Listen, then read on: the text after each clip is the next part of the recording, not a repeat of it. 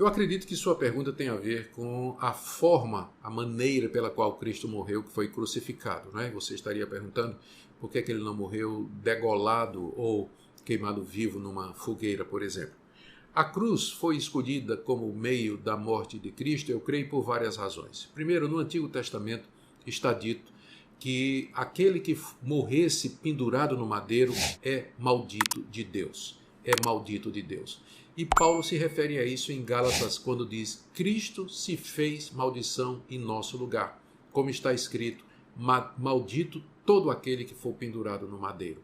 Então, para cumprir aquilo que estava no Antigo Testamento, Cristo morre morte de cruz, se tornando maldição em nosso lugar. Em segundo lugar, porque a morte de cruz era a morte mais violenta e cruel que havia durante o Império Romano.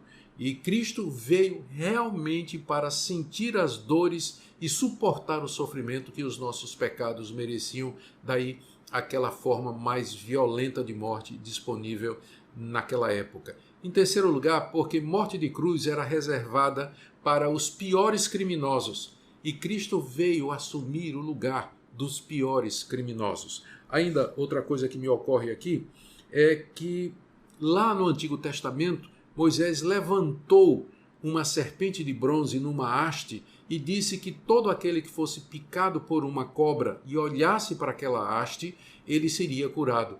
E Jesus usou esse evento, esse episódio, para dizer que ele seria levantado da terra e que todo que olhasse para ele em fé seria perdoado dos seus pecados. Essa simbologia representada no episódio da serpente de bronze, Cristo sendo levantado na cruz. E eu penso também que a cruz é o símbolo da impotência humana. Nesse tipo de morte, o prisioneiro, o condenado, ele era pregado na cruz. Suas mãos e os seus pés estavam pregados, ele estava imobilizado.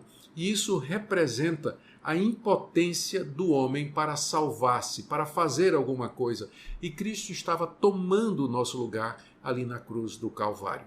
Nós olhamos para a cruz, então, como sendo um método que Deus escolheu para fazer o seu Filho sofrer e morrer em nosso lugar. E nós meditamos no nosso próprio pecado. Era você e era eu que deveríamos estar pendurado ali. Mas pela graça de Deus, Cristo tomou o nosso lugar naquela bendita cruz.